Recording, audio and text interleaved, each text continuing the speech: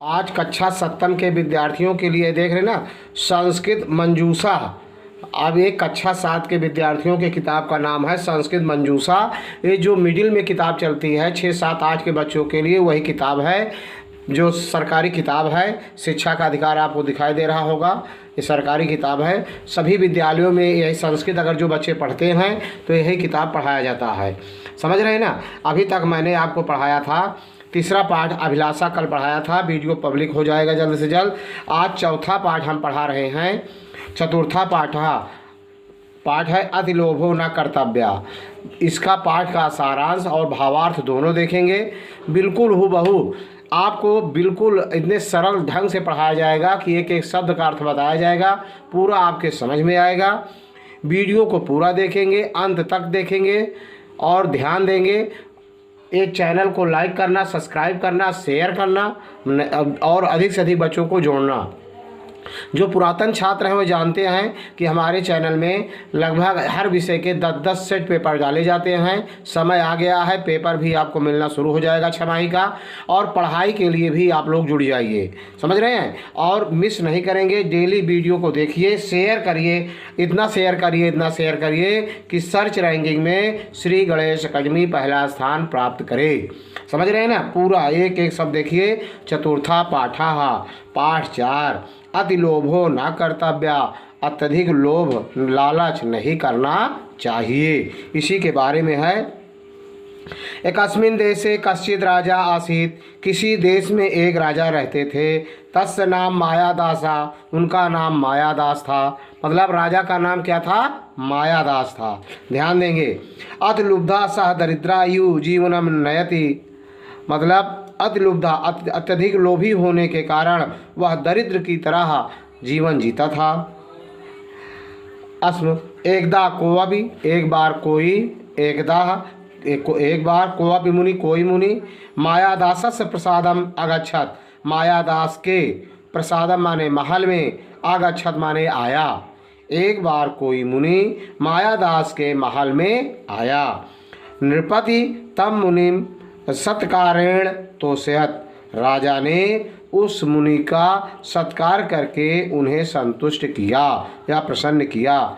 नृपतिना सत्कृता संतुष्टा मुनि औदत। मुनि राजा के सत्कार से संतुष्ट होकर के औदत बोला। मुनि ने कहा, क्या कहा? नृपते राजन स्वतस्तु ते, मैं संतुष्ट हूँ। अभिष्टम वरम वरय इति, कहा कि मैं आपसे संतुष्ट हूँ, कोई अभियोग्य वर आप वरदान मांगिए। मुनि नयम उक्ता सह भूपति लोभेन प्रेरिता। मुन के ऐसा कहने से भूपति राजा लोभेन प्रेरिता, लोभ से प्रेरित होकर के वरम अचायत, वर मांगा। क्या कहा? माया अस्पृश्यमाना पदार्था सौवर्णा भवन्तु इति। माया अस्पृश्यमाना, मेरे अस्पृश्य करने से पदार्थें सौवर्णा भवन्तु, सोने की हो जाएं। तथास्तु इत्युक्ता मुनि अंतर्हिता, ऐसा कह करके मुनि अंतर्ध्यान हो गए। मुने वरम लब्ध्वा, मुनि से वर प्राप्त करके, वरदान प्राप्त करके, मुने वरम लब्ध्वा गृहं प्रविष्टा मायादासा तत्र स्थितानि वस्तूनि अपृच्छत। मुनि से वर प्राप्त करके, लब्ध्वा प्राप्त करके, गृहं प्रविष्टा घर में प्रवेश किए मायादास। तत्र स्थितानि, वहाँ स्थित वस्तुओं को अस्पृश्यत छुआ। तेन अस्पृष्टानि वस्तूनि सद्या एव सौवर्णानि जातानि। तेन अस्पृष्टानि वस्तूनि, उनके छूने से वस्तुएं सद्या एव सौवर्णानि जातानि, वे सभी सोने की हो जाती थी। तद दृष्ट्वा सा नितराम तुष्टयत। तद दृष्ट्वा, यह देख करके वह बहुत संतुष्ट हुई। तदा तस्य महती पिपासा जाता, तब उनको बहुत प्यास लगी। किसको?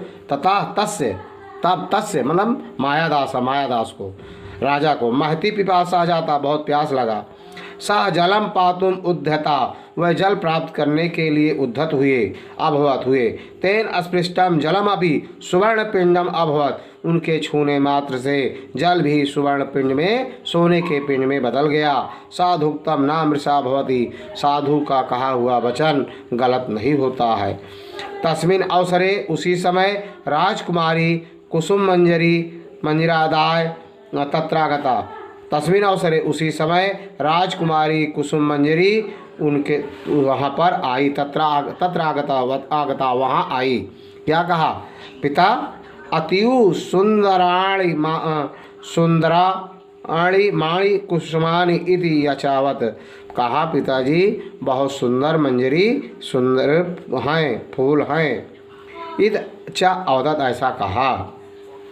निपतितम मंजरी कर्ण अस्पृश्यत, राजा ने उन मंजरी को, फूलों को हाथ से छुआ। तेन अस्पृष्टा, उनके छूने से मंजरी सुवर्णमयी जाता, वह मंजरी सोने में बदल गई, वह मंजरी सोने की हो गई। उनके छूने से मंजरी सुवर्णमयी जाता, सोने की हो जाती है, मंजरी सोने की हो जाती है। तद दृष्ट्वा कुमारी दुखिता भवत, यह देख कर के राजकुमारी दुखी होती हैं। सुताम समाश्वासितुम प्रविष्टा, अपनी राजकुमारी को संतुष्ट करने के लिए सा मायादासा ताम अंके उपवेशयति अस्म, अपनी पुत्री को अब गोद में बैठा लेते हैं। हंत, कष्ट है, दुख है। कुमारी सुवर्ण प्रतिमा संजाता, वह कुमारी राजकुमारी, उनकी पुत्री सुवर्ण प्रतिमा, सोने की मूर्ति बन जाती हैं। मायादासा शोकेन उच्चई व्यपलत, मायादास शोक से रोने लगते हैं। फिर तदा भाग्यात् साहयो मुनि नृपते पुरतः प्रत्यक्षम अभवत, तभी भाग्यवश वही मुनि राजा के सामने पुनः प्रकट हुए। मायादासा तम प्रणम्य, मायादास ने उन्हें प्रणाम किया। महर्ष कृपया दत्तम वरम निर्वायत, दिए हुए वर को आप ले लीजिए। इयम कुमारी मम जीवितम स्यात् इति निवेदयत, उन्होंने कहा मेरी पुत्री को जीवित कर दीजिए, ऐसा निवेदन किया। महर्षि अवदत्त महर्षि ऋषि ने बोले, क्या बोले भाई? मायादासा त्वया सुवर्णस्य महत्वम गणितम, तुम सोने के महत्व को आप जानते थे। वस्ता तद तुच्छम, वास्तव में सब बहुत तुच्छ हैं। उद्यानात जलम आनय, बगीचे से जल को लाइए। तेन जलेन सिक्तानि, उन्हें जल से सींचिए। वस्तुन, जल मतलब बाग से लाए हुए जल के से वस्तुओं को सींचने से पूर्वम अवस्थायाम प्राप्यन्ति, अपनी पुरानी अवस्था को, पूर्व अवस्था को प्राप्त कर लेंगी। इत्युक्ता मुनि तत्रैव अंतर्निहिता, ऐसा कह करके मुनि पुनः अंतर्ध्यान हो गए। देख रहे हैं ना। अगला है मायादासा उद्यानात जलम आनयत, मायादास बगीचे से जल लाते हैं। उसके बाद तेन जलेन सिक्तानि, उस जल से सींचते हैं। सौवर्णान वस्तूनि स्वाम प्राकृतिम प्राप्तान, वह सभी सोने की वस्तुएं अपने पूर्ण अवस्था को, प्राकृतिक अवस्था को प्राप्त हो जाती हैं। राजकुमार्या अपि मंदम हसंदी, राजकुमारी भी मंद मंद हंसती हैं। पितु मानसम तोषयत, पिता को प्रसन्न, मन को प्रसन्न करने के लिए हंसती हैं। सत्यम उक्तम, सत्य कहा गया है।